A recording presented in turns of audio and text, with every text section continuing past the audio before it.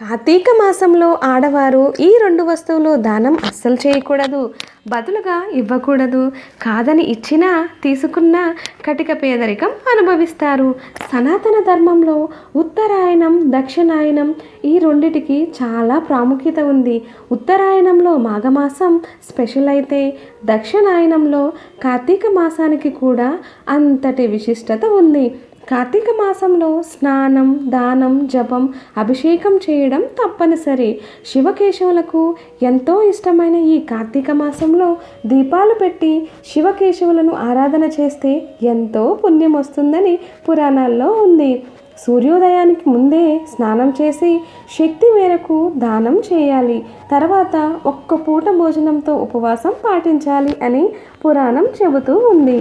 వీడియోని లైక్ చేసి ఛానల్ని సబ్స్క్రైబ్ చేసుకోవడం మాత్రం మర్చిపోకండి. దీపారాధన చేయడం వలన పాపాలు దహించబడి పుణ్యం వస్తుంది. కార్తీక మాసంలో ప్రదోషకాలంలో చేసే దీపారాధన అనంత కోటి పుణ్య ఫలితాలను అందిస్తుంది. కార్తీక మాసంలో ఉపవాసం వలన ఆరోగ్యము, దైవచింతన వలన శుభము జరుగుతుందని శాస్త్రాలు చెబుతూ ఉన్నాయి. కార్తీక మాసంలో ఈ వస్తువును అప్పు ఇచ్చినా దానం చేసినా 7 జన్మల దరిద్రం పట్టుకుంటుందట. లక్ష్మి మీ ఇంటి నుండి వెళ్ళిపోతుంది అని పండితులు చెబుతున్నారు. కార్తీక మాసంలో పొరపాటును కూడా ఆడవారు కానీ మగవారు కానీ ఈ వస్తువులను దానం ఇవ్వకూడదు, అప్పుగా కూడా ఇవ్వకూడదు. మరి ఆ వస్తువులు ఏమిటో ఇప్పుడు తెలుసుకుందాం. వీడియోని లైక్ చేసి ఛానల్ని సబ్స్క్రైబ్ చేసుకోవడం మాత్రం మర్చిపోకండి. కార్తీక మాసంలో నెల అంతా ప్రత్యేక పర్వదినమే. శివదేవునికి ఎక్కువ ప్రీతిపాత్రమైన మాసం ఈ కార్తీక మాసం. తెలుగు మాసాలలో కార్తీక మాసం 8వ నెల.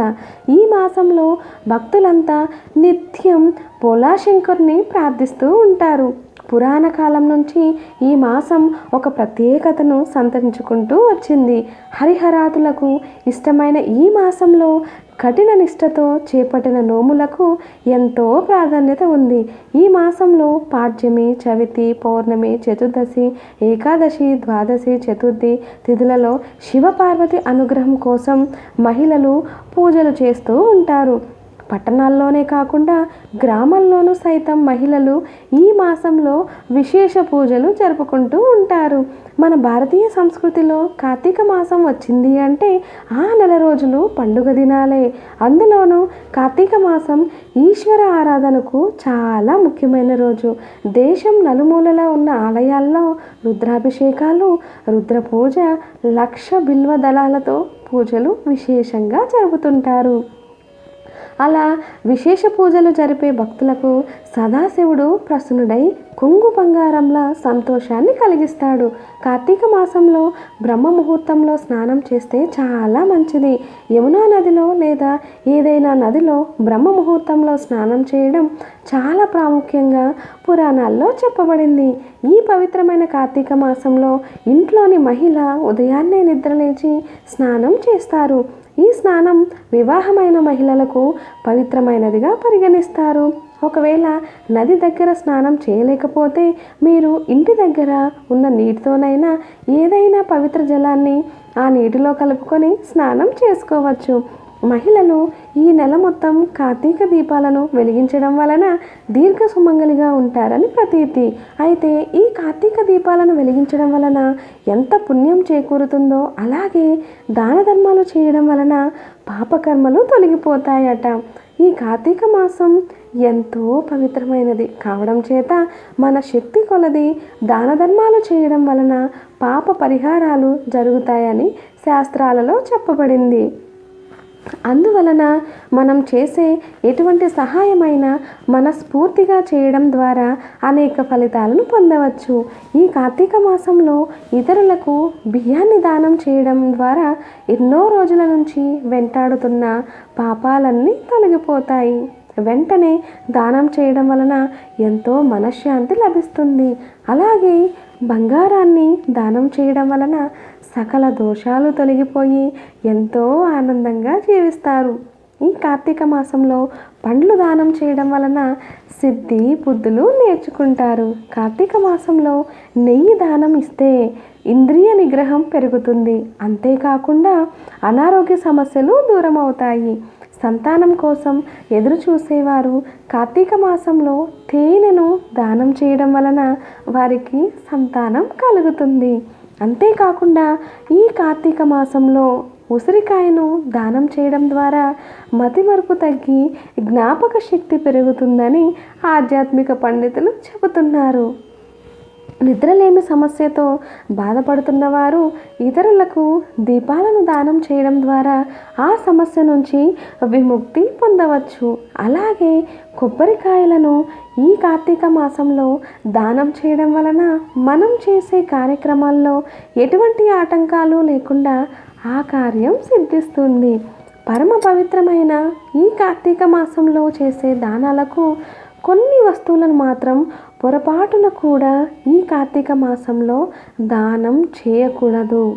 చేస్తే మహాపాపం చుట్టుకుంటుందని శాస్త్రాలలో చెబుతున్నాయి. అంతేకాదు ఇంట్లోని లక్ష్మీదేవి తుడిచిపెట్టుకుపోయే అవకాశం ఉందట. కార్తీక మాసంలో వంటగదిలో ఉండే పెరుగును, పాలను, వంటగదిలో ఉండే నీటి బిందెను పొరపాటును కూడా ఎవరికి దానం ఇవ్వరాదు. పల్లెటూరు వారికి ఈ పద్ధతులు బాగా తెలుసు. తోడుకు పెరుగు అడిగినప్పుడు పెద్దలు అస్సలు ఇవ్వరు. పెరుగును ఇతరులకు ఇస్తే అది పరమ దోషమవుతుందట. ఎందుకంటే లక్ష్మీ స్థానాలు అనేవి కొన్ని ఉంటాయి. అందులో ముఖ్యమైనవి పాలు, పెరుగు, నీళ్ళ బిందెలు. వీటిని కార్తీక మాసంలో అందులోనూ సూర్యుడు సూర్యాస్తమయం అయిన తర్వాత చేతి బదులుగా కూడా ఎవ్వరికీ ఇవ్వద్దు. ఇంట్లో దీపాలు పెట్టిన తర్వాత గృహం నుండి బయటకు పంపకూడని కొన్ని వస్తువులు ఉన్నాయని శాస్త్రంలో చెప్పారు. అంటే మన ఇంటి గుమ్మం నుండి బయటకు పంపకూడని కొన్ని వస్తువులు ఉన్నాయి. అందులో మొదటిది పాలు, రెండవది కుంకుమ, మూడవది నీళ్ళతో ఉన్న బిందె. పసుపు కుంకుమలను కూడా ఇంట్లో దీపాలు పెట్టిన తర్వాత బయటకు పంపకూడదు.